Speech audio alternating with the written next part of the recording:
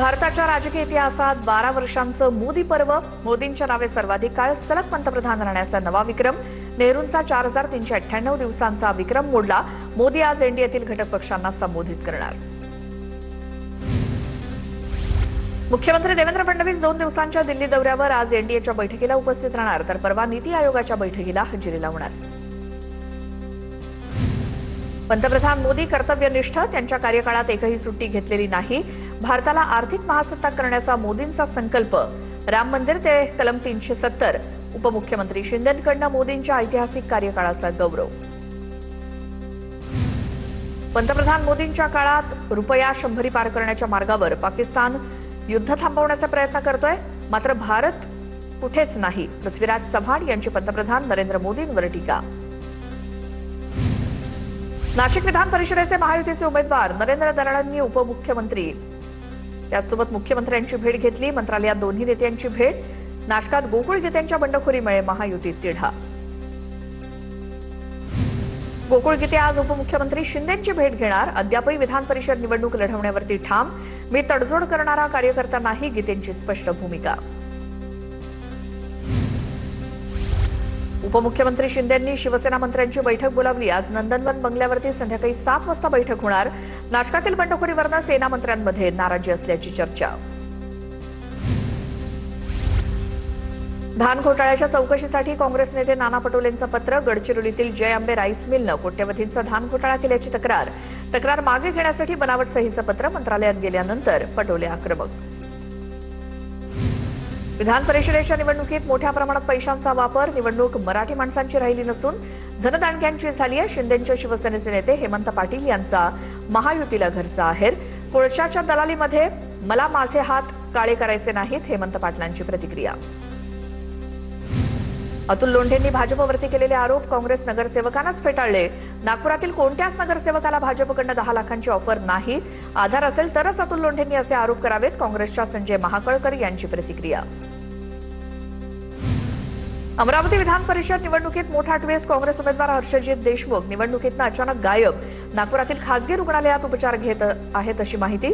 तर काँग्रेस वंचितच्या उमेदवाराला पाठिंबा देण्याची शक्यता, सूत्रांची माहिती. पुणे विधान परिषद बिनविरोध. काँग्रेसमधला अंतर्गत वाद मात्र पेटला. पुण्यातील काँग्रेस नगरसेवक अरविंद शिंदेंकडनं सपकाळांची तक्रार. शिंदेंकडनं खरगे आणि केसी वेणुगोपाल यांना तक्रारीचा मेल. राष्ट्रवादी काँग्रेस पक्षाचा आज वर्धापन दिन. दिल्लीतल्या राष्ट्रवादीच्या कार्यालयात उपमुख्यमंत्री सुनेत्रा पवारांच्या हस्ते ध्वजारोहण होणार. शर्मा यांच्यासह प्रमुख नेते उपस्थित असणार. पवारांच्या राष्ट्रवादीचा आज 27वा वर्धापन दिन सोहळा. मुंबईतल्या वायबी चव्हाण सेंटरमध्ये वर्धापन दिन सोहळा पडणार. वर्धापन दिनानिमित्तानं कार्यकर्त्यांकडून बॅनरबाजी. मुंडव्यातील जमीन गैरव्यवहार प्रकरणी शीतल तेजवानीनं जमिनीवरची मालकी हक्काचा दावा मागे घेतला. पुणे जिल्हा सत्र न्यायालयात तेजवानीनं मालकी हक्काचा दावा केला होता. मुंबईमध्ये रविवारी आणि सार्वजनिक सुट्टीच्या दिवशी बांधकामावरती बंदी घाला. आमदार वरुण सरदेसाई यांची मागणी. लाडकी बहीण योजनेत छत्रपती संभाजीनगर जिल्ह्यातील 74,000 महिला अपात्र. जिल्ह्यातील लाभार्थी संख्या 6 लाखांवरून 5,25,000वर. अपात्र लाभार्थ्यांकडून अनुदान वसुलीची शक्यता.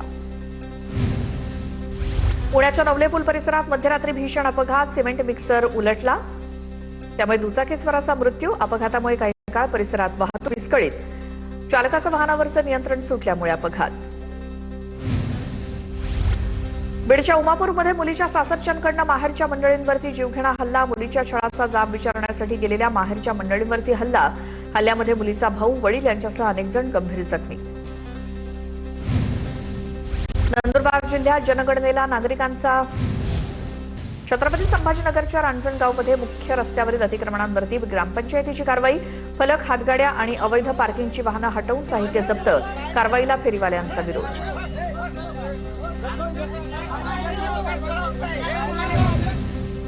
छत्रपती संभाजीनगरच्या तिरंगा चौकात मद्यपीची वाहतूक. पोलिसांना धक्काबुक्की. वाहन ताब्यात घेऊन चावी काढून घेतल्यामुळे संतप्त झालेल्या व्यक्तीनं पोलिसांशी वाद घातला. सरकारी कामात अडथळा केल्याप्रकरणी गुन्हा दाखल. धाराशिवच्या तुळजाभवानी मंदिर परिसरात थुंकणाऱ्या 10 जणांवरती कारवाई करण्यात आली आहे. 10 जणांकडून 5,000चा दंड वसूल करण्यात आलाय. कोल्हापूरच्या करवीर निवासिनी अंबाबाई मंदिरावर सोन्याचा कळस बसवण्यात येणार आहे. गोव्यातील भाविकांकडून अधिक मासानिमित्तानं 13 फूट उंच आणि 1.5 किलो वजनाचा कळस दान. शुक्रवारी कलशारोहण सोहळा पार पडणार. गोंदिया जिल्ह्यातील कल्पाथरी गावात एका घराला भीषण आग. अन्नधान्यासह घरातील संसार उपयोगी साहित्य जळून खाक. आगीचं कारण स्पष्ट. राज्याच्या काही भागात वादळी वाऱ्यासह पावसाचा अंदाज. मुंबई, पुणे, ठाणे आणि कोकणासह 30 जिल्ह्यांना आज येलो अलर्ट.